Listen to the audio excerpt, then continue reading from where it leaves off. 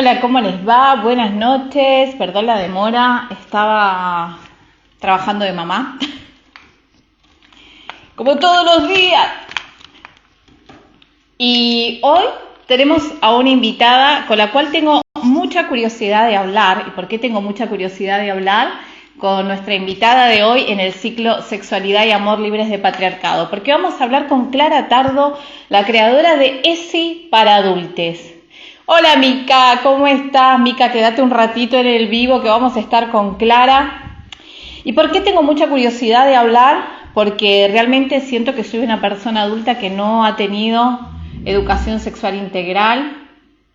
Qué buena falta me hacía.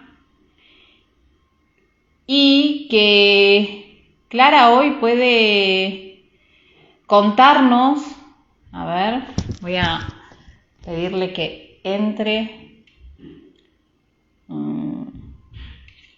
al vivo. Clara hoy puede contarnos, ahí está, un montón de cosas. Siento que hoy puedo en este vivo, porque realmente sé muy poco de educación sexual integral y creo que es súper necesario para todos. Y es clave a la Bueno, hora de hablar. Hola Clara.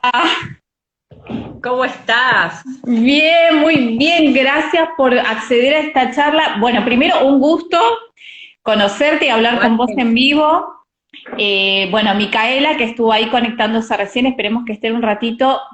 Cuando yo le dije, Hola, hola, sí, Viole ahí, Alegre. ¡Wow! ¡Qué lujo! a ver. Y, Dice Mica que está en cama porque le sacaron las muelas de juicio, pero no quería faltar, ansiosa por verlas. ¡Qué oh, bueno! gracias, Mica. Yo hace unas semanas les mandé un mensaje a Mica y le dije, mira, quiero hacer un ciclo de vivos que se llama Sexualidad y Amor Libres de Patriarcado.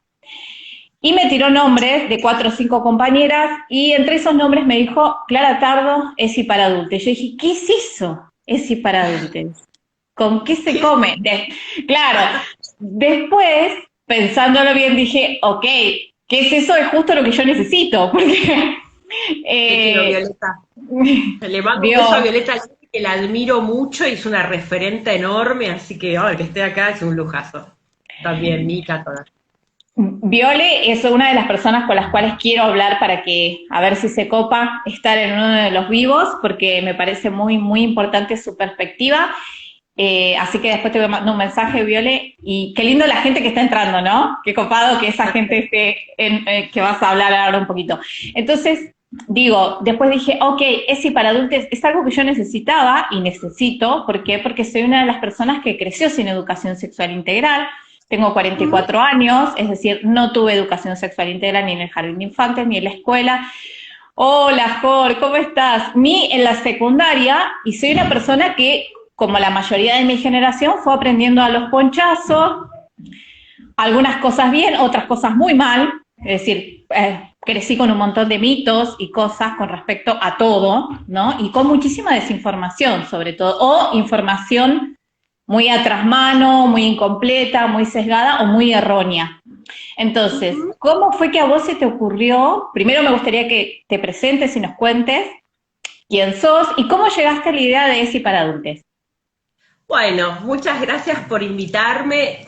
Yo soy Clara, soy psicóloga, me recibí hace 20 años, este año cumplo 20 años de recibida de psicóloga. Eh, a ver, trabajo en educación popular desde que me recibí, bastante rebelde, mirando la formación de la facultad y me dediqué fuertemente a lo que es el trabajo en salud mental comunitaria, en promoción de la salud. Me especialicé en género y políticas públicas, fui funcionaria pública muchísimos años en políticas de géneros, ahora soy asesora de la Cámara de Diputados, Uh -huh. y al mismo tiempo de trabajar en las instituciones, siempre soy una soñadora de hacer actividades que me muevan más allá de lo institucional, ¿no? Que Uh -huh. rompan un poco con la lógica institucional. Hola, Len Soler, ¿cómo estás? Eh, ¿Cómo empecé con ESI? Empecé con ESI en el año, no sé, 2004. Uh Todavía no -huh. había ley Uh de -huh. educación sexual integral y las actividades eran prevención del embarazo, te llamaban para trabajar con adolescentes siempre, Ujú. o una iba a trabajar siempre con adolescentes, prevención del embarazo, infecciones de transmisión sexual, y ahí quedaba.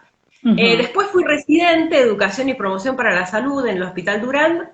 trabajando, y ahí me llega el pene de madera, ¿no? Ahí me llega el famoso pene de madera. Me parece que lo que sucedió con el tema pene de madera es un buen analizador de cómo estamos, ¿no? Ujú. Respecto de la sexualidad y respecto de las creencias y los tabúes.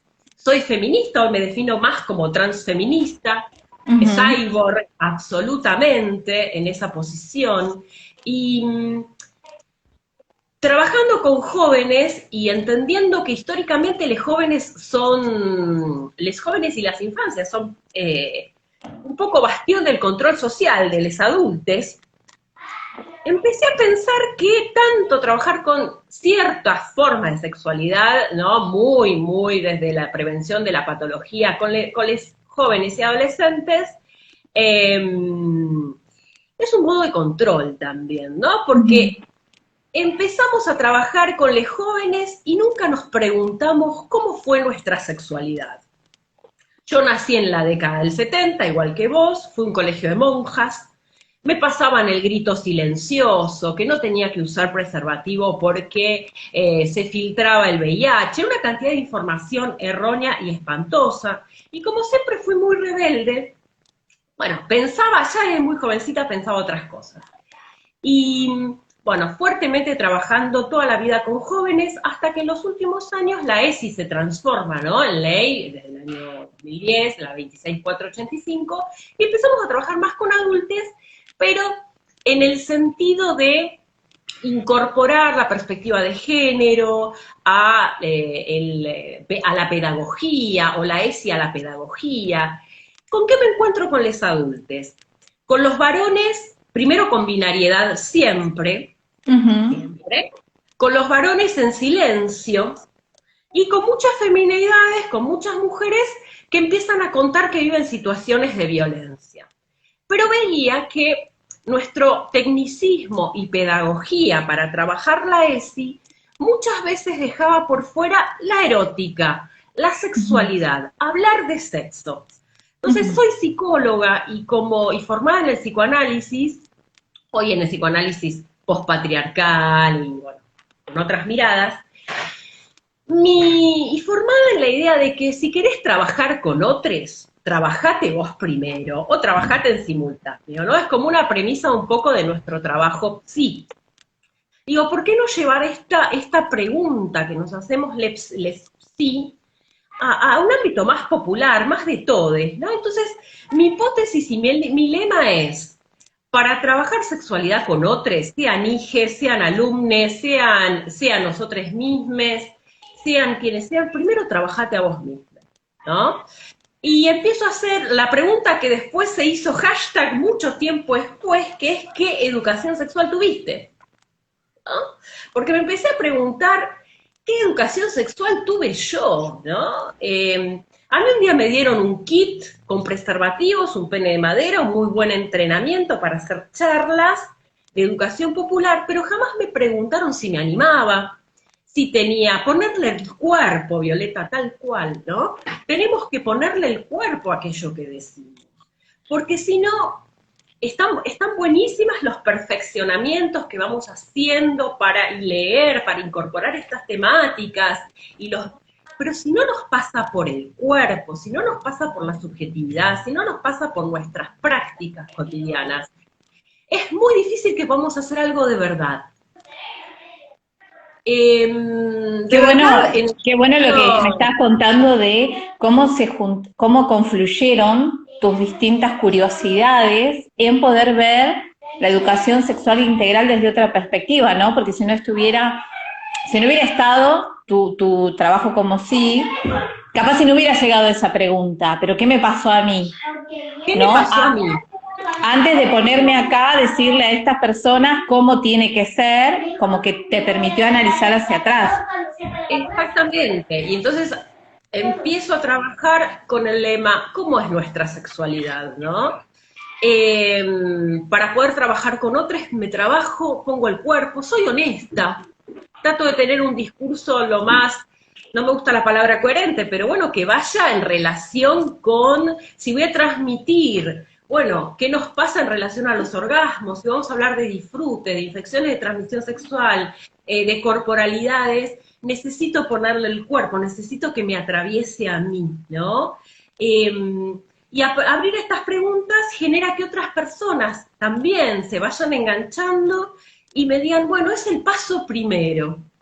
¿Por qué? Porque tenemos un marco legal maravilloso, pero para llevar adelante un marco legal necesitamos, como decía recién Violeta, ahí está Seba Sorbastro, un amigo también que quiero mucho y que, con el que hablamos mucho estos temas, necesitamos pasarlo por nosotros mismos. Entonces, mira, elementos, tengo una mirada para trabajar el campo de la sexualidad que es bastante híbrido, me gusta la palabra híbrido, porque tomo elementos de sexología, elementos de psicoanálisis, elementos del campo de la política, porque no podemos dejar de pensar que el capitalismo y el neoliberalismo se nos meten en las prácticas íntimas. Cuando hablamos de acabar y tener 1000 eyaculaciones, o las ansiedades que hoy por hoy existen a las... Ay, te quiero, Seba. Las ansiedades de rendimiento, son las ansiedades que tenemos en la vida cotidiana. Son ansiedades capitalistas, ¿no? Son ansiedades... El capitalismo y el patriarcado se nos mete en el Senado, en la mesa, en la cama, también en todos lados. No puede estar exento Exactamente. Y el colonialismo también, porque también somos un país colonizado, ¿sí? Tenemos una raigambre colonial capacitista, ¿no? ¿Por qué no hablar de la sexualidad con las personas con discapacidad? ¿Por qué no hablar de la sexualidad, ¿no? Y ahí, bueno, el campo de la diversidad sexual, ni que hablar. Entonces, abrir fuertemente a la pedagogía de la pregunta, porque antes que nada soy educadora popular y tal vez a diferencia de muchas personas que se dedican a esto, yo más que dar tips de cómo debe ser la sexualidad correcta, abro preguntas, ¿no? Bueno, podemos trabajar algunos elementos, información, las leyes, pero pregunto, ¿qué les pasó a ustedes? ¿Qué te pasó a vos? ¿Cuál es tu principal fuente de información?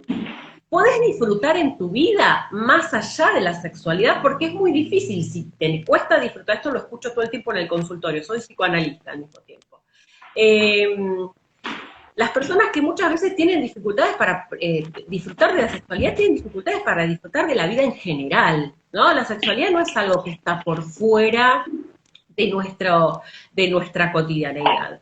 Y yo te cuento una cosa, mira, yo vengo haciendo talleres hace muchos años, pero ninguno generó, mira, sobre muchísimos temas, pero ninguno generó tanto interés, incluso a veces tanto revuelo, como hablar de sexualidad, incluso en ámbitos feministas, ¿no? Incluso mucha gente que cursa que está en mis talleres, me dice, ni en el feminismo, ni en los espacios feministas tenemos la libertad o sentimos que podemos hablar de disfrute y de sexualidad. Entonces, como buena psicoanalista popular, me gusta trabajar con preguntas para sacar un poco del closet todas aquellas cuestiones que nos hacen ruido y nos generan malestar. Así que para eso estoy. Soy una educadora popular, Mariposa. Me encanta, me encanta. Acá hay un montón de mensajitos. Paula dice, hola Mariposa, hola Clara, te quiero mucho. Tenías ahí tu club de fan, Vio Alegre, estamos todas, dice... te amo amiga, soy tu fan, dice Seba. Después Capitana, ¿cómo es el nombre? A ver qué dice, ponerle el cuerpo. Alguien preguntaba, Comandante Tania, no Capitana, Comandante Tania dice que quiere hacer un taller con vos, o que quiere, a ver, ¿cómo fue la pregunta? No me acuerdo bien la pregunta, pero mi respuesta era seguirla a Clara, que está dando talleres y vas a dar un taller pronto, ¿no? El 14 de agosto, la pedagogía sexual tan arraigada en la moral, qué difícil salir de ahí, dice Violeta. Ahora voy a tomar este tema de la moral, ¿no? ¿Cómo nos cruza? Sí, el 14 de agosto voy a hacer un encuentro distinto al que vengo haciendo, porque que es un encuentro íntimo para hablar exclusivamente de las propias prácticas en torno a la sexualidad, ¿no? Vengo trabajando esto, pero además con otros componentes, si se quiere, o más pedagógicos, y quiero hacer un grupo al estilo de los viejos grupos de reflexión, ¿no? De los viejos grupos de concienciación, así que bueno, el 14 de agosto, que es sábado, voy a estar haciendo una actividad, así que quienes se quieran sumar después me escriben. Comandante Tania, le podés preguntar, ahí, comandante Tania, podés preguntarle a Clara por privado. Te hago una pregunta, cuando vos das estos talleres, ¿cuánto tiempo tarda en aparecer la palabra placer y cuánto tiempo tarda en aparecer palabras como violaciones, violencia sexual, abuso? Mira, inmediatamente. Yo trato de que se cree un clima de confidencialidad, de respeto, que implique no juzgarnos, que implique no poner una vara de cuál es la sexualidad esperable, y rápidamente aparecen estas cuestiones. Rápidamente voy a ese lugar, porque como decía ahí Violeta, tratar un poco de desanudar la moral, ¿no? La moral sexual moderna, y alivia. Muchas personas se han encontrado, ¿cuáles son las principales fuentes de información que las personas me cuentan que han tenido? Los varones se animan más a hablar de que consumen pornografía. Me parece que, pornografía a mí no es un tema con el cual yo esté en contra. Me parece que hay pornografías, y hay opciones, y hay posibilidades, pero también hay una pornografía hegemónica, y entonces esa es la que nos llega antes que la ESI, ¿no? Entonces abrimos el tema pornografía, las amistades, la toallita de Johnson y Johnson, bueno, aparecen primero las preguntas, ¿no? El marco legal, por supuesto, que tenemos, y de ahí, bueno, contar qué nos pasa, ver corporalidad, cuáles son las corporalidades, ponerle nombre, el nombre correcto a nuestras corporalidades, ¿no? Ni la pichina, ni el chuchi, ni el no sé qué. Ahí dice Seba, bueno, cuando somos docentes, ¿no? Y de repente tenemos una política pública, y como decimos cuando trabajamos en el campo de las políticas, nos baja, ¿no? Nos baja que tenemos que trabajar ciertas cuestiones. Bueno, ahora tenemos que hacer la semana de la ESI. Clara, las escuelas, ¿no? Desesperadas. Clara, venía a darle, porque es la semana de la ESI.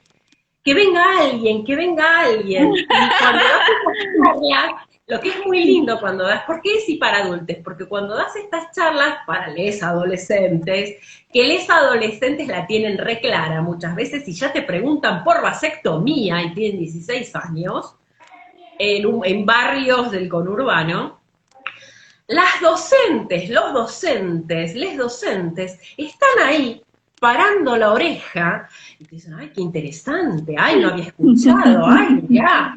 Entonces, voy a las prácticas y a los saberes ligados a la sexualidad, pero no solo a la práctica sexual, ¿no? Sino a la sexualidad en términos más integrales, en términos personales. La sexualidad es la libido que tenemos para vivir. Es lo que hoy nos hace estar juntas, ¿no? La sexualidad es la libido que tenemos para generar revoluciones. Entonces, cuando trabajas con docentes, trabajo el guardapolvo. Bueno, el guardapolvo, ¿no? Cómo trabajar sexualidad cuando toda la vida institucionalmente tenés que estar tapada.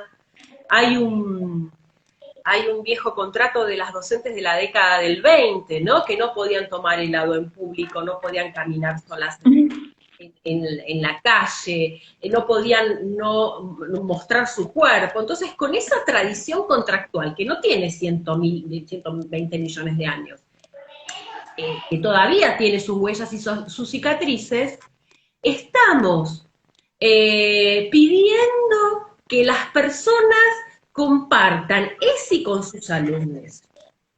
Pongámonos en situación, estamos en muchos que nacimos en dictadura, ni siquiera como las nuevas generaciones nacieron con estos marcos legales, estamos pidiéndonos a personas que nacimos en dictadura, a personas que nos educamos con Sofovich, ¿no? Digo, por más que lo hayamos visto, con Benny Hill, Sofovich, Olmedo, Porcel, que hablemos de sexualidad con otros. Tenemos mucho que hacer con nosotros mismos en simultáneo, para ser honestos. Yo creo que voy a una práctica honesta, ¿no? Lo más honesta que podamos. Cuando sale este debate por el pene de madera, la gente haciendo chistes homodiantes, ¿no? Que pónganse, primero que solo el pene, ¿por qué no vulvas? ¿Por qué no preservativos para vulvas? ¿Por qué no anos? Cuando la sexual continelli imita tal cual. ¿Por qué no anos? A ver, hay un mito enorme sobre la virginidad, ¿no? Como la virginidad como algo existente, como la rotura en la práctica sexual del himen. Hay personas que tienen himen, hay personas que no, hay personas... Y hay personas que, incluso desde muy jóvenes, tienen sexo anal para no perder la virginidad, ¿no? Entre comillas. Entonces, las prácticas anales, además, obviamente, cuando abrimos el campo de la diversidad sexual, de la diversidad erótica, ¿por qué no traer la salud sexual anal? ¿Por qué no traer estas prácticas? ¿Por qué no hablar de por qué ha sido objeto el ano históricamente? ¿Por qué ha sido objeto el ano? Porque nuestra sexualidad moderna es heterosexual, cis heterosexual, reproductivista. Necesitamos reproducir la población, entre comillas, productiva y reproductiva. Entonces necesitamos dejar por fuera todas aquellas prácticas que se escapen de la heteronorma. Y bueno, y ahí reviso psiquiatras clásicos como Kraft-Ebing, que patologizaban todo tipo de, y manicomializaban todo tipo de práctica diversa. O sea, voy y vengo con los conceptos, y voy y vengo con las prácticas, y voy y vengo, y vamos y venimos en una construcción donde las personas puedan hablar. Y a partir de ahí pensar, bueno, ¿cómo implemento esto? Porque también trabajo en bloques sobre esto. ¿Cómo implemento esto en mi cotidianeidad? ¿No? O sea, en soledad, con otros, ¿cuáles son mis límites? ¿Cuáles son mis gustos? Además que heterosexual y patriarcal queda como una definición primaria de la educación sexual integral, como cómo ponerle un preservativo a un pene, es decir, todo gira en torno al pene, todo gira en torno a eso, ¿no? Como si queda como muy restringido también a nivel discursivo desde lo que masivamente es la primera imagen. A mí, como educación sexual integral, lo primero que se me viene a la cabeza es ya no estar en el secundario y que me dijeran que era un taller para saber cómo poner preservativo. Entonces, si es saber cómo poner preservativo, cómo se tiene que poner preservativo un hombre, ya dejamos, como vos decís, todo lo demás afuera. El ano, los cuidados de la vulva, las relaciones no heterosexuales, las relaciones donde no hay un pene, y todo lo demás que estás contando, que va fuera del coito, ¿no? Que está por fuera del coito. Hay un concepto actual que es el de coitocentrismo, justamente, ¿no? Porque, bueno, a ver, ahí estoy leyendo a Donna Haraway, Manifiesto Cyborg, ¿no? Es de la década del 80, pero se adelantó muchísimo. Donde queda por fuera, justamente, en este paradigma moderno heteronormativo, quedan por fuera prácticas que no son coitales, ¿no? Y antes se llamaba el juego previo. El juego previo no existe. Es parte del juego previo. O sea, porque esto también genera mucha ansiedad. Bueno, todo el mundo tiene que tener prácticas sexuales de penetración y llegar al orgasmo, y la respuesta sexual adecuada es... Bueno, puede haber relaciones íntimas con nosotros y con otros que impliquen otras prácticas, que impliquen caricias, que impliquen abrazos, que impliquen otras prácticas, y esto nos abre a otras edades también, ¿no? Porque hay gente de 50, bueno, 60, 70 o hasta 80 años que me dice, ¿puedo yo formar parte del taller? ¿Es para mí también? Pues, entonces, también voy cruzando por etapas vitales. Y también se me viene a la cabeza, Clara, que, bueno, yo tengo una hija de 7 años y ella en un momento descubrió sus genitales, descubrió explorarse y descubrió el placer que le da tocarse los genitales y es un fin en sí mismo, no es un juego previo a... Es decir, cuando las niñas conectan con su genitalidad y con el placer de bañarse, de tocarse los genitales, de comer, no lo ven como partes separadas y tampoco los ven como un medio para, es un fin en sí mismo, ¿no?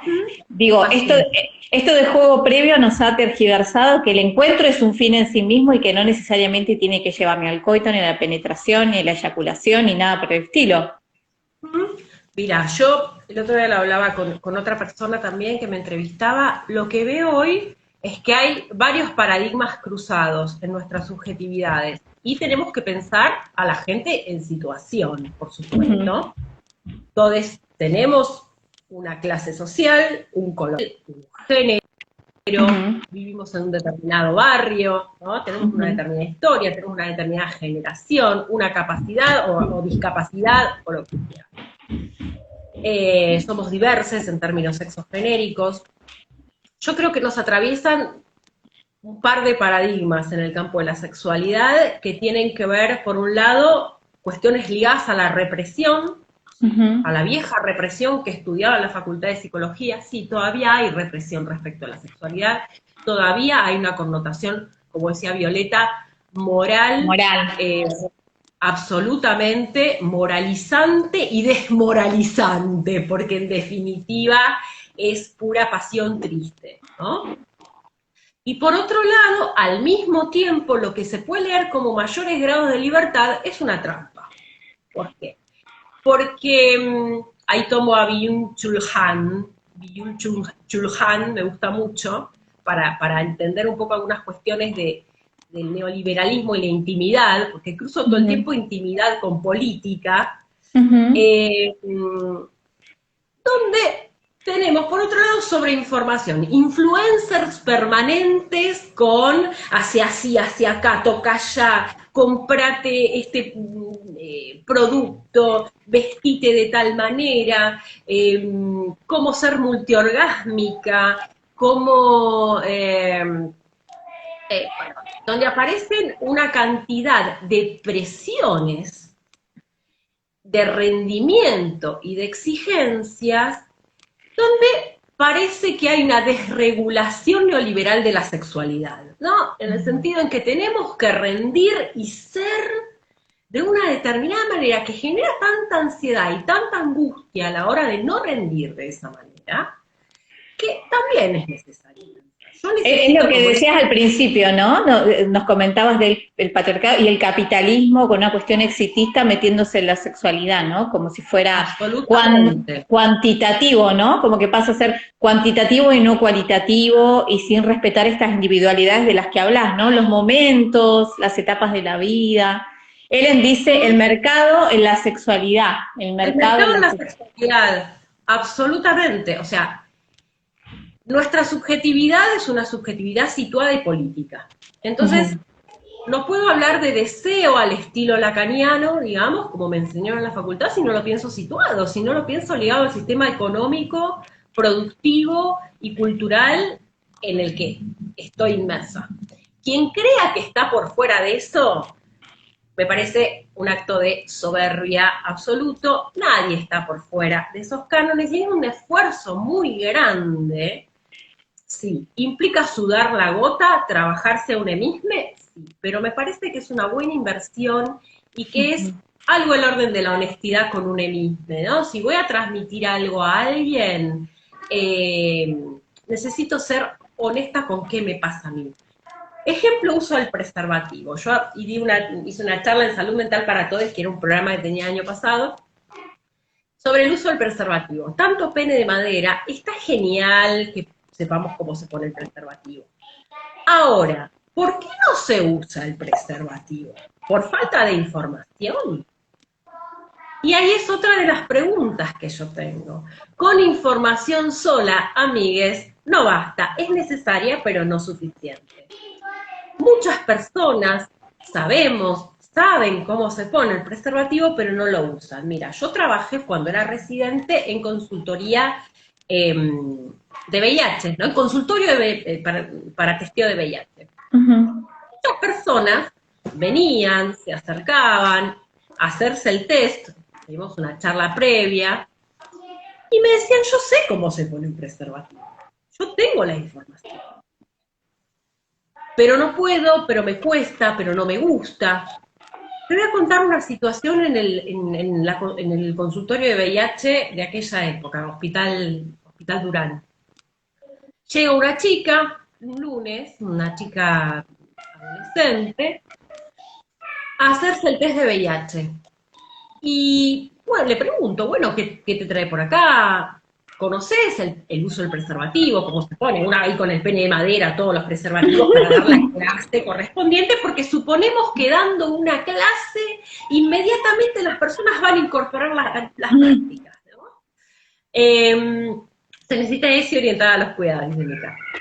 Y no hay, seamos honestos, no hay una cosa directa entre la información y la incorporación para las prácticas. Entonces, esta chica me dice, sí, conozco cómo se usa el preservativo, de hecho, llevé al boliche un preservativo en el bolsillo del jean.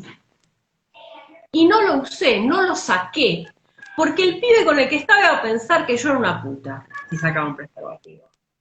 Entonces, si no pensamos en trabajar en qué significa la sexualidad para una joven, para las jóvenes, para los jóvenes, para los grandes, para todos, y seguimos pensando que si una mujer lleva un forro en la cartera, es una puta, por más que lo lleves, no, tal vez no te animes a sacarlo. Entonces, sabía cómo se ponía el preservativo, de hecho tenía uno y no lo usó porque hubo una barrera que era del campo ideológico, el campo de la subjetividad, del campo de la violencia de género. Claro, ¿no? Claro. Porque, bueno, hay que hablar.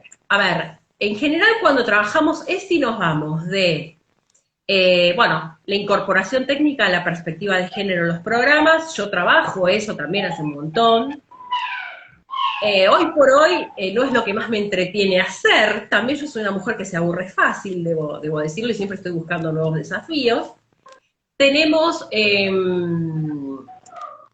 trabajo sobre infecciones de transmisión sexual y embarazo, y nos vamos a violencia, de una, nos vamos a violencia de una. Y nos saltamos el tema disfrute, placer y quitar algo el orden de los deseos y el anulamiento de deseos y poder, nos lo saltamos de cuajo. Y yo digo, me voy a meter ahí donde hay silencio. Pero no me voy a meter desde, yo sé, acá estoy, toquen ahí, toquen allá, la respuesta sexual adecuada que tenemos que tener es, sino me voy a meter haciendo preguntas. Y siendo amable, no juzgando a nadie, porque entiendo perfectamente cuáles son y de dónde venimos. Entonces convoco a esa amabilidad colectiva para poder abrir, bueno, ¿qué nos pasa, no? ¿Cómo nos sentimos? Claro, y cuando vos abrís ese campo, como nos dijiste recién y antes, esto de decir la sexualidad es esa, no me acuerdo de tus palabras exactas, pero como tu fuerza vital, el deseo, es todo eso, y no es solamente el coito, no es solamente el juntarse con un eotre. ¿Qué le pasa a la gente cuando abrís esa perspectiva y tienen que revisar a ver si disfruto o no disfruto otras cosas, si disfruto o no disfruto bañarme, comer, juntarme, tomar mate, dónde está mi deseo, si tengo, incluso no, pensar, tengo ganas de vivir, tengo deseo, quiero algo, es decir, ¿qué suele pasarle a la gente cuando vos lo abrís desde ese lugar y lo corrés desde el lugar de vamos a hablar de los cuidados a la hora del coito, y abrís este campo así inmenso de hablar de placer, disfrute y sexualidad, energía vital, ganas y demás? Las personas me dicen, me cuesta un montón. Digo, es que no voy a generalizar, pero en buena medida me dicen, me cuesta un montón, fui educada en el sacrificio, fui educada en el tabú, y no tengo tiempo, y no puedo. hay condiciones de vida reales y materiales, obviamente, que hacen que esto, que no podamos, que no tengamos tiempo. Yo tampoco voy al lugar del... Tengo una paciente que me dice, que habla del positivismo tóxico, ¿no? No voy al lugar de, ay, todo, tú puedes, basta, que no haya... Chao malestar, soltá. No, a ver, traigamos el malestar. Cuesta mucho hablar de... No, hablar del disfrute no. Cuesta mucho disfrutar. Sentir que tenemos derecho al disfrute y al goce como derecho humano. Y en la vida en general. Estamos padeciendo, ¿no? Estamos en una pandemia, estamos en un país muy desigual, y más todas estas improntas educativas que hemos tenido y familiares. Donde, wow, mi familia siempre fue sacrificio, de esto no se hablaba. A mí me enseñaron que había que sacrificarse, ¿no?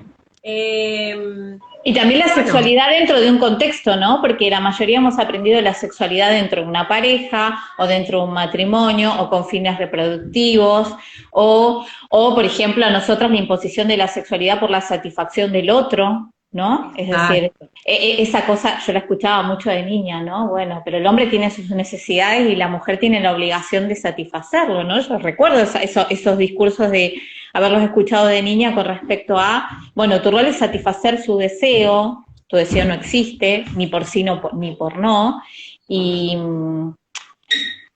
también esto, ¿no? Que recuerdo haberlo escuchado muchas veces, y bueno, pero si él se va a buscar algo afuera de la casa es porque adentro no tiene lo que necesita también, como si fuera una especie de dispenser de plata, que cuando se le acabe la plata en la casa tiene que ir a buscar afuera, una cosa como muy, como es decir, mercantilizada y cosificada del vínculo.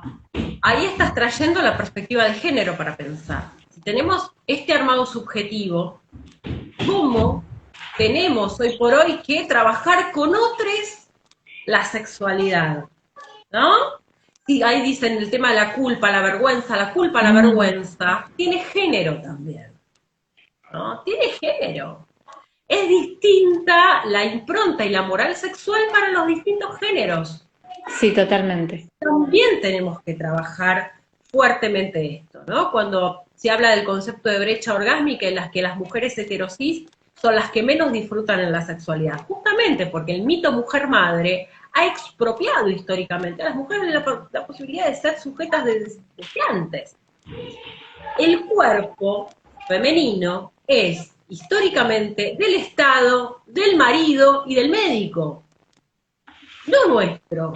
Claro. Entonces, cuando te mostrás sexuada, a mí me pasa incluso que me dicen, ay, te mostrás... Y bueno, pero esto tiene que pasar por el cuerpo. Y a mí, ahí Seba, a mí particularmente el transfeminismo y el diálogo permanente con la colectiva LGTBIQ+, me ha abierto la cabeza en 20.000 ideas y preguntas y diálogos increíbles, porque la sexualidad, la cis heterosexualidad, tiene una impronta tan, digamos, tan con estas características, que poder abrir y pensar en otras prácticas, en otras posibilidades, a mí me ha abierto enormemente la cabeza y las preguntas para poder laburar. Por eso esto es una producción, una construcción colectiva también, el diálogo con otros. Claro. Pero como vos decís, ¿y qué pasa si hablamos de masculinidades, no? Y también ahí decía la culpa cuando tus deseos no pasan por lo que se supone que tienen que pasar, ¿no? Es decir, esto que vos decís, ¿no? Cuando deseo un coito y que no es si tengo, digamos, por el ano, como vos decías, el ano está omitido, entonces como la vergüenza sobre eso, la culpa si te gusta una persona que se supone que no te tiene que gustar porque sos heterosexual y porque se supone que tenemos que ser heterosexuales, es decir, pesa mucho eso. Yo escuché un montón de relatos de amigas mías lesbianas que lo primero que les aparecía, además del deseo, era la culpa por desear a alguien que se supone que no tienen que desear porque se supone que tenés que ser cis, ¿no? Exactamente, que tenés que ser heterosexual. Claro, que tenés que ser cis heterosexual, exacto. Entonces, bueno, traer la dimensión de la culpa, y la culpa no es una construcción individual porque mamá y papá no sé qué cosa. La culpa también es una construcción social y política, es control, Claro, claro, claro. es disciplinamiento. Y abrir esas preguntas y habilitarnos. ¿Y cuál es el límite? Me preguntan, ¿no? ¿Cuáles son yo hablo de la dimensión ética de la educación sexual? Ajá. Porque la dimensión ética tiene que ver con el consentimiento. Tiene que ver con volver a traer el juego con uno mismo, con otros. Con los adultos ya no jugamos más porque somos gente seria. Jugamos más. Pero tiene que ver con la ética del consentimiento, ¿no? Del acuerdo, del respeto mutuo a la hora de tener determinadas prácticas o determinados encuentros, ¿no? Ahí que lo veo a Seba, con quien trabajo masculinidad, bueno, Viole también. También en el campo de las masculinidades hay muchísimo para trabajar, porque que haya habido una habilitación para el goce sexual, no quiere decir que esa sexualidad no esté también desde un lugar de poder y de hegemonía, ¿no? Las masculinidades hegemónicas estoy hablando. Sí, claro. No quiere decir que no estén anudadas al poder esas sexualidades.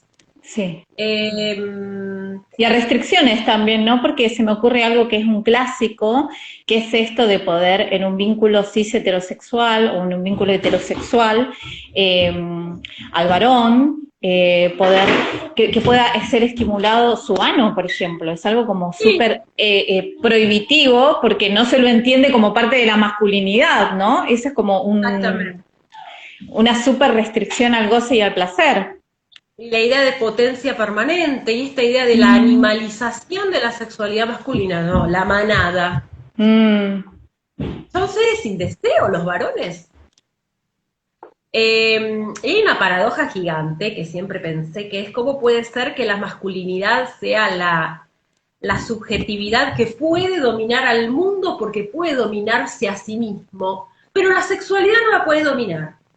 Eso, la vieja Grecia, bueno, los varones hegemónicos son los que pueden ser los gobernantes de la polis porque tienen la capacidad ética de dominarse a sí mismos.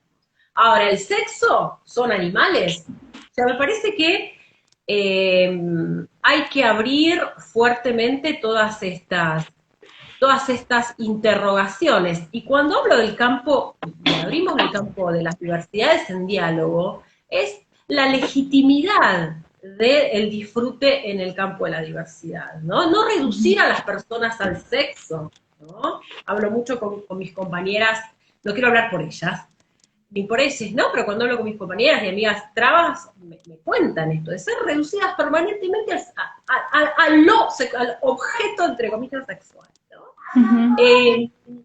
Bueno, y ahí como trabaja Violeta también, ¿qué pasa con la afectividad, con la amorosidad, ¿no? Con la posibilidad de formar parte de la agenda afectiva, ¿no? Cuando pensamos en mezclar sexualidad y amor, ¿qué pasa?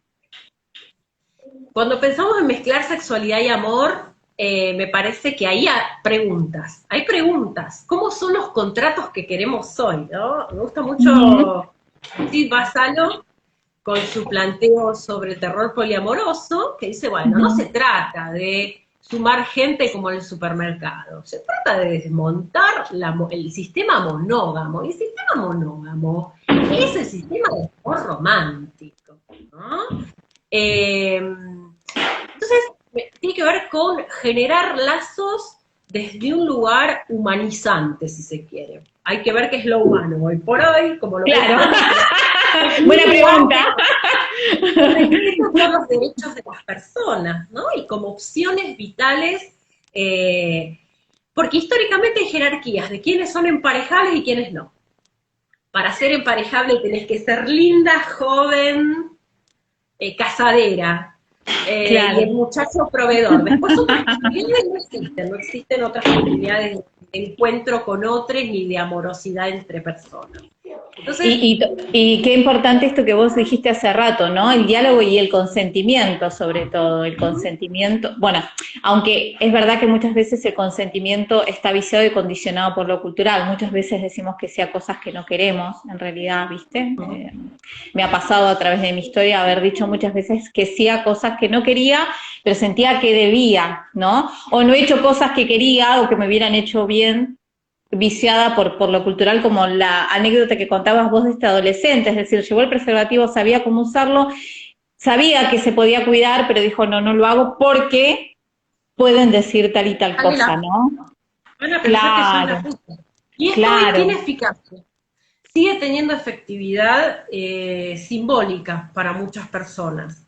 claro. Entonces me parece que es abrir la multidimensión, ¿no?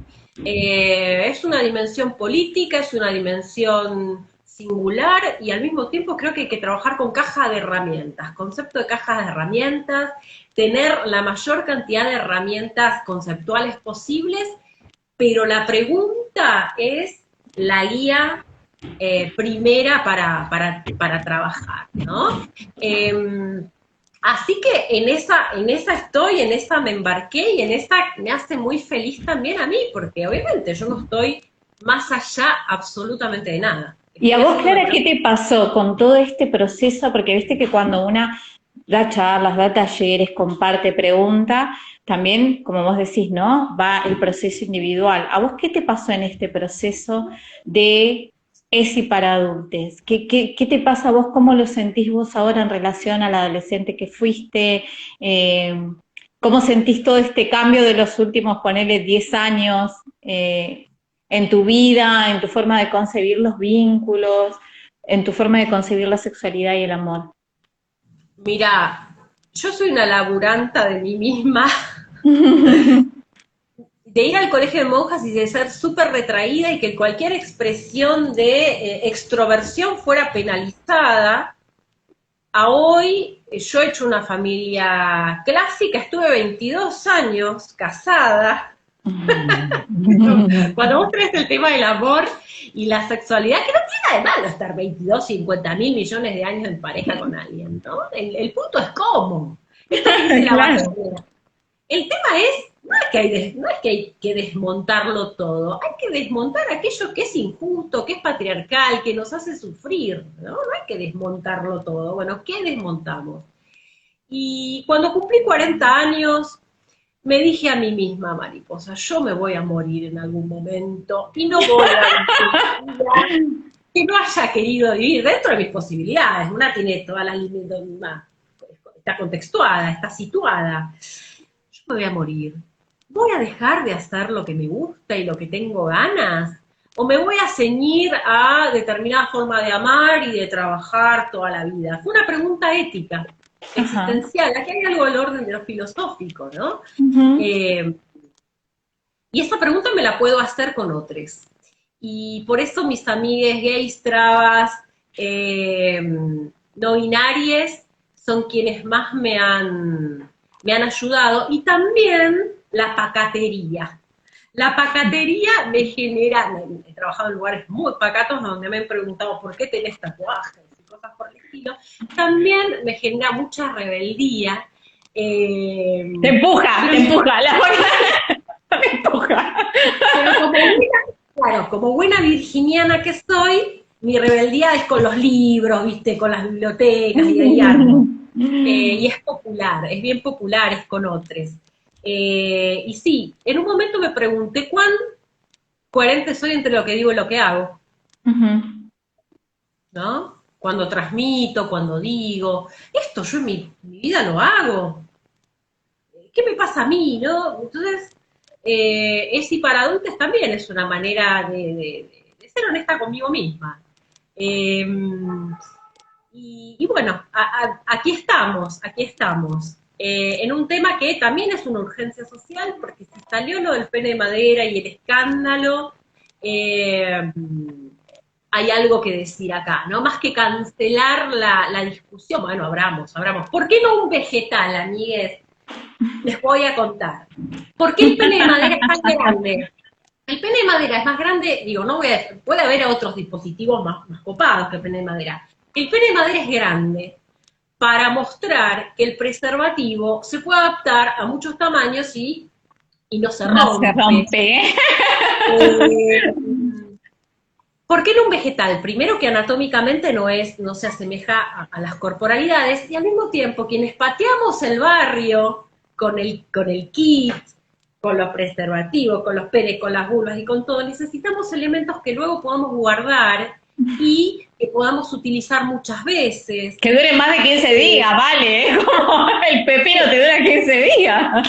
Bueno, porque ¿sabes por qué? Porque no se considera que la ESI sea científica, Claro. porque se considera algo del orden de la banalidad. He luchado como promotora de la salud toda la vida porque no se considera la promoción de la salud una banalidad que hacemos porque estamos al pedo y queremos salir a dar una vuelta. ¿No? Me lo han dicho. A vos no haces asistencia de la violencia y te vas a trabajar ESI o no querés estar acá encerrada trabajando lo importante. Y sabés que cuando salimos con nuestro kit, con nuestro bolsito, yo tengo un bolsito por acá, los bolsitos del Ministerio de Salud que hace muchos años compra preservativos, compra penes de madera, les quiero decir al mundo que no es nuevo, ¿sí? Que se compren penes de madera en el Ministerio, hace muchos años trabajamos con esos penes. Necesitas elementos científicos, necesitas los preservativos que estén sanos, necesitas esos materiales, necesitas rotafolios y necesitas elementos que sean durables, porque los vas a usar muchas veces y vas a patear el barrio y el territorio con esos elementos. Por eso con un vegetal no puedo, porque también estamos haciendo ciencia popular, ciencia cuestionando parámetros epistemológicos positivistas, pero es ciencia. Entonces, si queremos hacer ciencia de la ESI, tenemos que tener buenos materiales y de calidad y respetuosos para pararnos frente a otros a reflexionar. Por eso no un vegetal, amigues. Qué interesante, qué interesante, sí. Sí. Tengo una pregunta, me gustaría hacerte una pregunta más. A la hora de dar tus talleres y demás, ¿aparecen estas preguntas hacia vos, estos pedidos de ayuda o estos cómo hago cuando hablamos de violencia sexual en infancia, en la adolescencia, en la vida adulta, violaciones y demás, y cómo esto afecta posteriormente al disfrute, a la sexualidad? Es decir, la gente saca el tema de me cuesta tener orgasmo, me cuesta disfrutar, me cuesta relajarme, me vienen flashback, tengo miedo. ¿Aparece todo esto? Sí, y es buenísima la pregunta que vos hacés porque también hace a nuestra responsabilidad a la hora de trabajar la ESI. Cuando vamos a dar un taller de ESI, no es solo un taller, es un proceso, ¿sí? Vamos a los procesos porque esto no lo vamos a deconstruir y reconstruir en un taller, lo vamos a hacer en años de trabajo. Segundo, cuando vamos a trabajar, van a salir estas cosas, por lo cual en una institución o en lo privado tengo que estar articulada institucionalmente con espacios donde derivar, ¿no? Tengo que conocer las leyes de protección de los derechos de las niñas, porque si un niñe me cuenta situaciones de abuso, tengo que trabajar con el espacio para hacer una denuncia, estoy obligada a denunciar. No con las personas adultas, sí con las niñas. Tengo que trabajar intersectorialmente, para poder contener todo aquello que va a salir. No es que yo voy a dar una charla y me voy. Después hay personas que en el pasillito te dicen, yo estoy sufriendo violencia de género, mi hija fue abusado, ¿qué hago? ¿A dónde voy?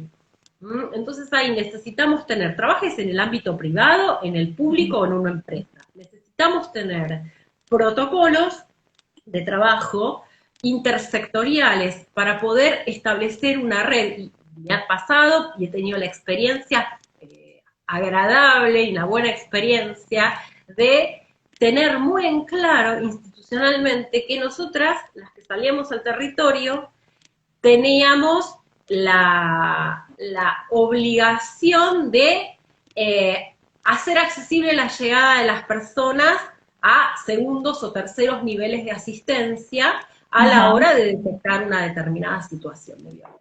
Ujú. Hoy por hoy como psicóloga yo trabajo con personas adultas que han sido abusadas y demás, ¿no?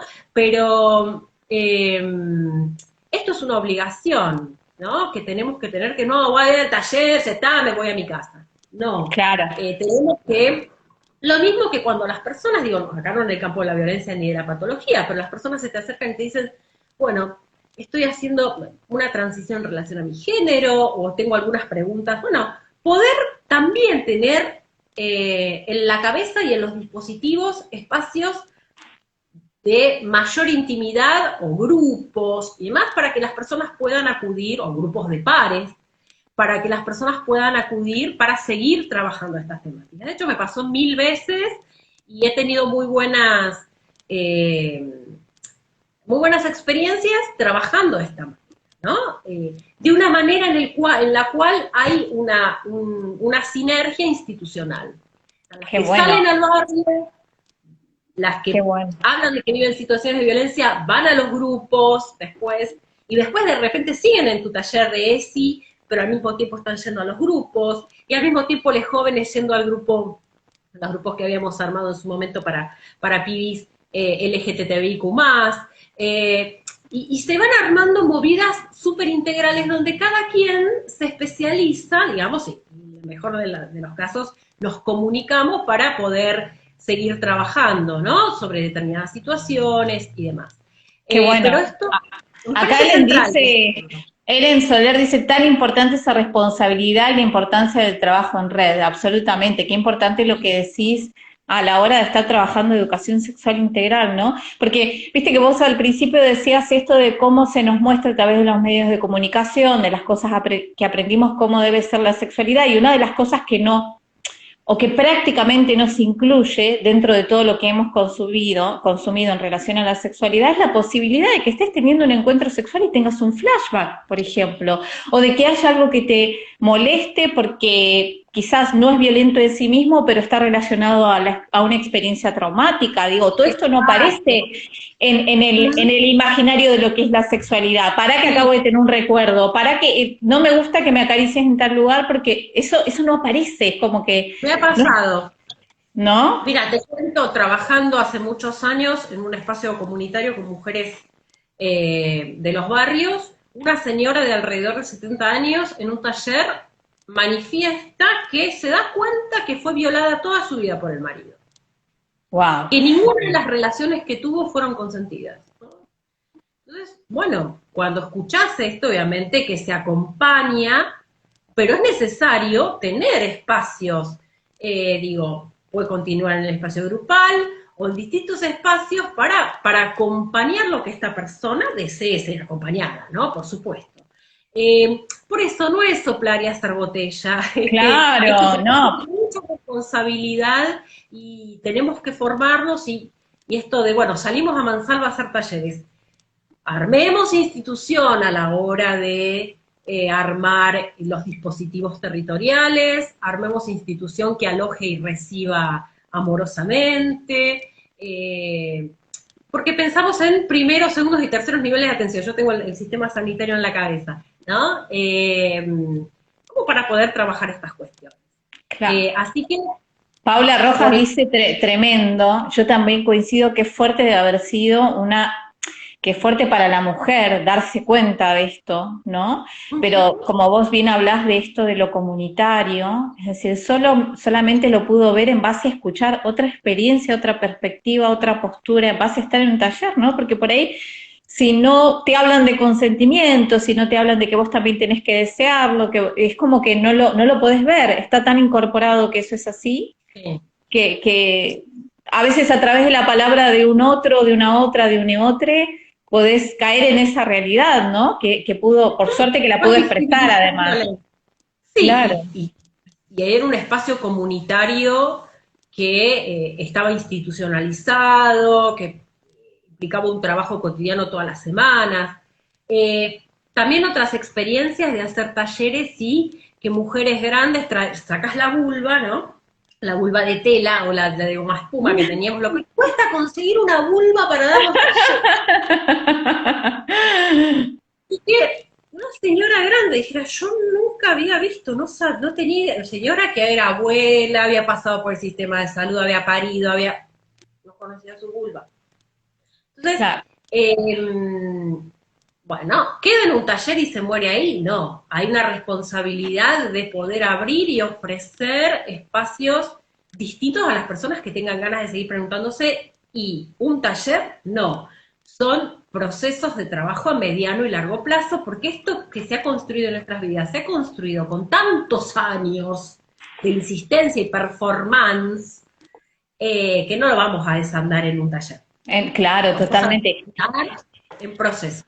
Qué fuerte lo que decís, Clara, dice Tone. Sí, totalmente, ¿no? Porque, bueno, ahí ves la importancia de ESI para adultos, es decir, una mujer que fue madre, que es abuela, qué sé yo, que no conocí, nunca miró su vulva, vale, tampoco me voy a hacer a la que estoy años luz de esta mujer. Yo tenía 20 años y tampoco había visto mi vulva. Recién a los 30 dije, nunca me la vi, porque parece como si fuera un territorio inexplorado al que no hay que ir, ¿entendés? Es más misterioso que la Amazonas, como más misterioso que la selva del Amazonas, ¿entendés? Como algo que tenés que ir solamente con una exploración.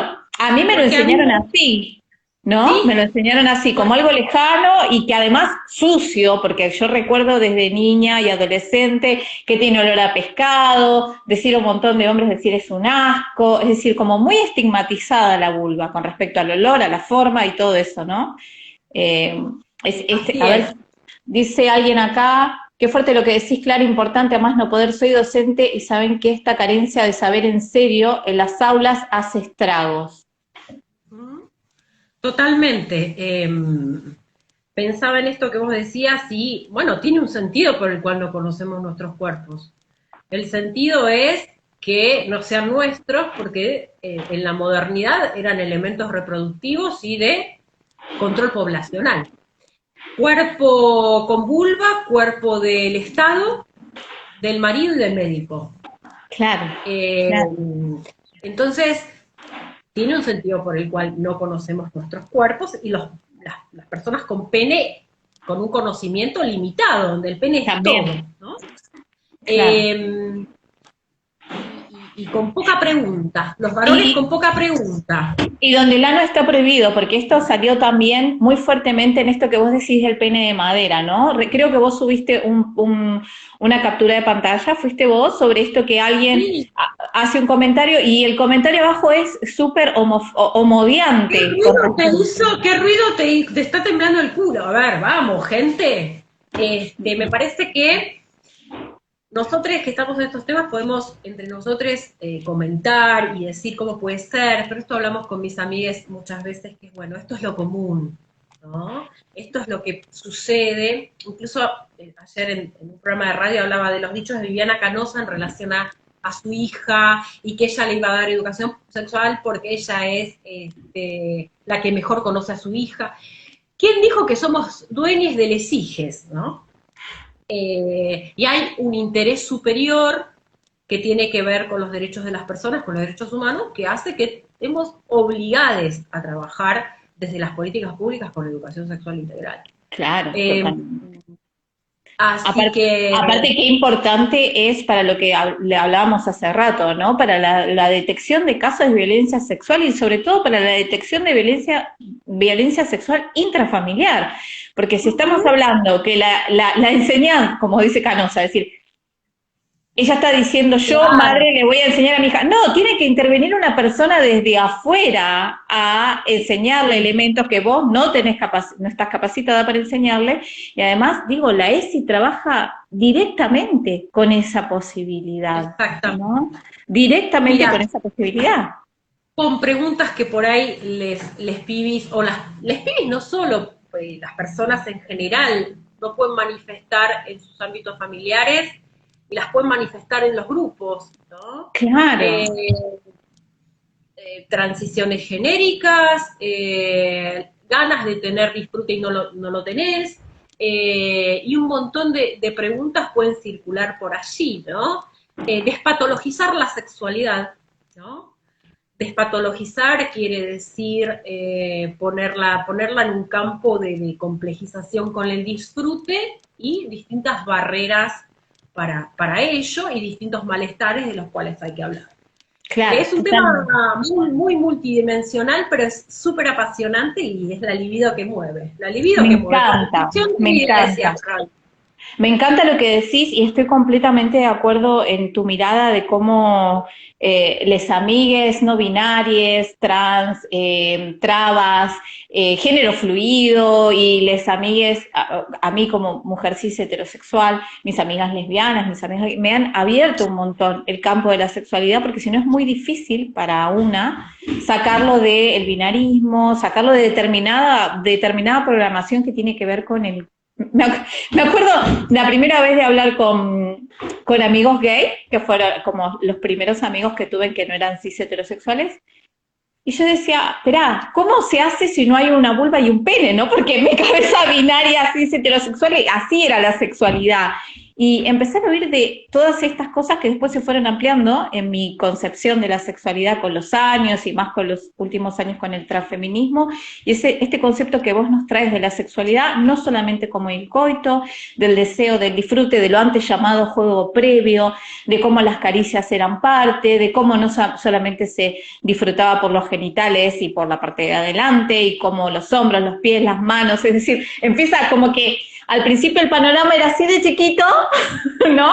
Y después va como abriéndose y aparecen un montón de otras cosas, ¿no? Pero que desde la mirada que a mí me habían enseñado era súper cerrada y además me dejaba claramente en un lugar de objeto, ¿no? Al ser cis heterosexual. Acá dice Tony Sánchez, esta conversación es excelente para ser compartida entre los compañeros docentes. Lo que es excelente es seguir a Clara Tardo, hacerse un taller, a veces haces vivos, Clara, hablando de... Mira, sí, a veces hago vivos, últimamente estoy como bastante en distintos medios, bueno, porque esto es agenda.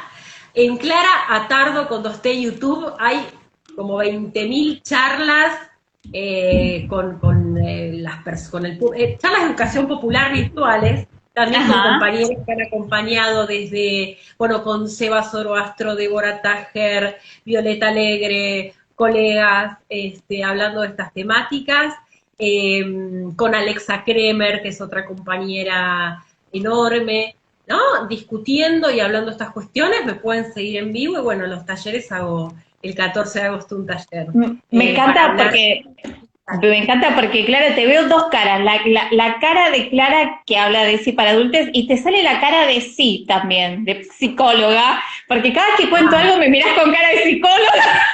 A ver qué me Eso es otro fantasma. Mi parte militante. Yo soy militante por el tema de los derechos de la salud mental. Hay que desarmar el menos psicóloga que existe en la Tierra desde el estereotipo. En eso no se preocupen. No, pero lindo, bueno, me gusta como atención, como, a ver, te escucho, contame. ¿Cómo es? Qué linda. Me gusta mucho, miren, yo no sé nada. Cerramos este vivo de verdad, diciendo yo no sé nada.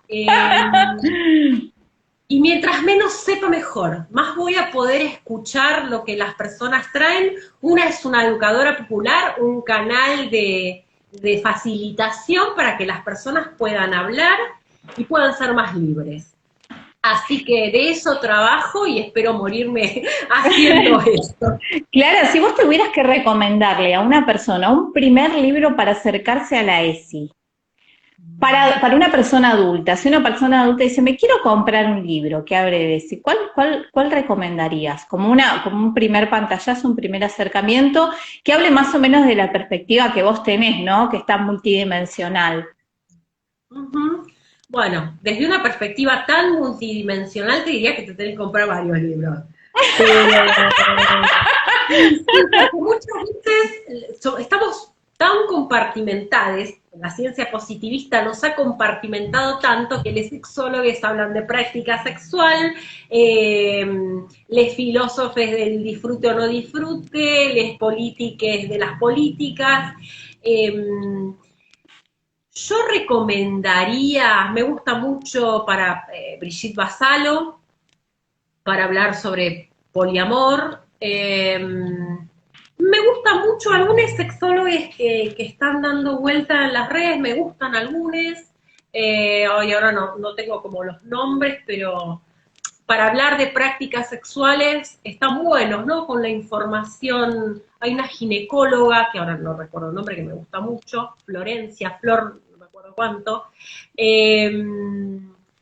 bájense, bueno, materiales de organizaciones, bueno, como Trama, podemos tener organismos como INADI o el mismo Ministerio de Salud, que están dando muy buena información desde lo público y desde un lugar diverso, ¿no? Me parece que hay gente muy interesante trabajando en las instituciones y que no tenemos por ahí que comprar tanto, sino buscar la info que aparece en muchos espacios institucionales, ¿no? Desde el portal del Ministerio de Educación, el portal del Ministerio de Salud, bueno, tenemos mucha info que va por ahí.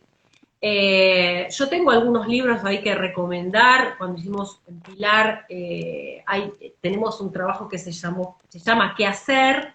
Herramientas para prevenir la violencia de género desde educación, que lo pueden bajar gratuito de la página de Trama, Lazos para el Desarrollo. Y indagar, yo creo que muchos compas que están acá hoy, bueno, Seba Zorbastro, Viole Alegre, bueno, muchas personas que están aportando muchísimo a poder pensar estas cuestiones, ¿no? Pero partamos de nuestras preguntas. Te dicen cosas súper lindas, que te aman, que está muy bueno esto para los docentes. Mi autoestima está elevándose. Me acuerdo del personaje de Juana Molina. Ser libre, ese es el disfrute. Me acuerdo del personaje de Juana Molina, me hicieron reír. El humor. El humor. Una cosa que traigo es el humor. Poder reírnos un poco. No burlarnos, ¿no? Pero poder reírnos, bueno, a ver, cuando hablamos de la sexualidad, el porno, tan pulido, la gente tan musculosa, tan depilada, nunca hay un pedito, nunca nadie se hace pis, nunca nadie se acalambra, nadie se acalambra. Sí, me habré acalambrado, ¿sabes? Esas cosas, tenemos pelos, nos puede pasar de todo. Y te da hambre. Te da hambre, a veces te da hambre. Es un clásico. Es un clásico que te dé hambre. Bueno, parece que es traer la dimensión más real. Nuestras cuerpos son diversas y en nuestras cuerpos son muy singulares, entonces son las tensiones político-individuales, singulares y las propias cartografías del deseo. Pensemos que somos como un mapa, ¿no? Y bueno, vamos viendo cómo armamos ese mapa.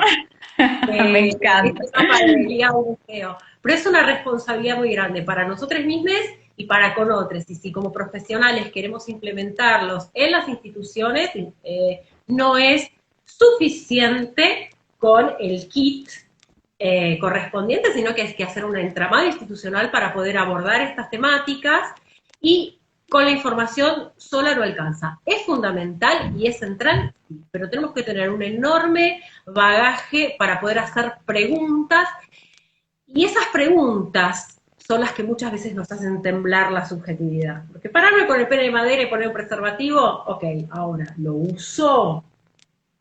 ¿Por qué no lo uso? ¿No? Ahí hay una gama de creencias y de cuestiones y de tabúes singulares que son los que hay que abrir y trabajar. Y yo les ofrezco un espacio para trabajar eso, que es como, si se quiere, la previa o la durante, trabajamos. La durante, me encanta. Entonces, el 14 de agosto es tu próximo taller. 14 de agosto, de 15 a 17, hacemos un primer taller. Yo lo tiro como un taller inicial, después puede continuar en el tiempo según las personas estén interesadas y les cope la idea. Y la idea es encontrarnos respetuosamente, íntimamente, no lo grabaremos, sino que, bueno, que podamos hablar de estas cuestiones a calzón quitado. Me encanta ese dicho, es perfecto para esto, ¿no? Hablar calzón quitado. Sin pelos en la lengua.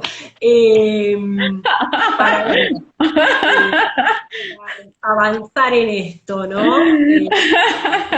Nos lo merecemos. Las personas grandes que no nacimos con ESI, no nacimos con los marcos legales que nacen les pibis ahora, nos merecemos. Ay, Perona, sé si te quiero. Ella es educadora de mis hijas, mira. Nos merecemos la oportunidad de disfrutar de otra manera y de hablar y de no juzgarnos, sino ponernos varas de exigencia.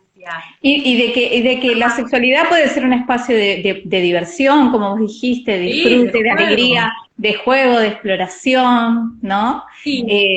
Donde se ponga en juego también esto que me parece súper importante, por lo menos para mí ha sido uno de las búsquedas, de los intentos, de lo que trato de persistir, es el sentirme sujeta de deseo en objeto. Entonces, poder realmente, es todo un trabajo interno de construcción, de analizar cosas, de desalienarme, pero poder conectar con cuando quiero, con quién quiero, cuando no quiero, de qué forma quiero, si tengo ganas, si realmente me sirve, si quiero de nuevo, vale, como ir haciendo todas esas preguntas, han implicado un parar también, ¿no? Parar la pelota desde el discurso que venía, el discurso con el que crecí, poder parar y lo que vos decís, hacer preguntas, hacerme preguntas. ¿Es así? ¿Lo quiero así? ¿Tiene que seguir siendo así? ¿Puede ser de otra manera? ¿No? Está muy, muy lindo. Puede ser de otra manera. Está muy bueno. Y creo que sí, le incorporamos lo lúdico, sexualidad y creatividad. Sí. Paula Rojas, divina, exactamente, ¿no? Creo que le sacamos esa connotación de exigencia, de estrés y sacrificio y nos ubicamos en un lugar más agradable, amoroso para todos. Y de violencia también. ¿Por qué no? Porque... Y le sacamos la connotación de violencia también, ¿no? Porque yo crecí con una sexualidad muy vinculada con la violencia, con la cosificación hacia mí, muy, muy vinculada, y después salir de ese parámetro y ver la sexualidad como algo que puede ser lindo, divertido, amable, empático, respetuoso, que podía ser respetuoso, es como todo un cambio. Hermoso vivo, dice Pau. Muchas gracias a toda la gente que acompañó. Clara, me encantó hablar con vos. Yo sabía que iba a aprender un montón y aprendí un montón. Y se me abrieron un montón de puertitas más. Se me abrieron talleres. Me acuerdo un varón en un taller, un profe de educación física que me dijo, Clara, ahora por tu culpa estoy lleno de preguntas. ¡Claro! Se fue con todos los signos de interrogación en la cabecita, ¿no? Pesadillas por mi culpa. Bueno, no es mi culpa. A ver, hablamos. Me encanta. Se me abrieron un montón justamente de preguntas, de ventanitas para ir y mirar y a ver qué hay del otro lado. Te agradezco un montón, Clara. Sí, me encanta. Sí. El corazón. Sí. Me encanta. Te lo agradezco. Te agradezco un montón, me sirvió un montón. Y queda grabado este vivo sí queda grabado para quienes lo quieran ver de nuevo, quienes entraron al final, quienes quieran etiquetarlo. Clara tiene un taller el 14 de agosto. Recuerden que tiene un canal de YouTube donde tiene un montón de videos y tiene un Facebook y tiene un Instagram, así que la pueden seguir para seguir aprendiendo y preguntándonos cosas. Preguntémonos. Muchas gracias a todas las personas, Nico, ahí está, bueno, todas las personas que están ahí, gracias por el aguante de acompañar mis sueños también. Qué lindo, me encanta, me quedo con eso de la pacatería me empuja. Para el lado. A mí la pacatería me empujó. Es una de las principales motivadoras, la pacatería. Me encanta. Gracias, Clara y Mari, muchas gracias, Mica, muchas gracias a todos por haber estado. Y si creen que a alguien les puede llegar a interesar todo esto que nos enseñó Clara, etiqueten a esas personas, comparten el vivo y espero que lo hayan disfrutado tanto como lo disfruté yo. Muchas gracias, Clara. Gracias, totales, mariposa. Te mando un besote. Chao a todos. Chau.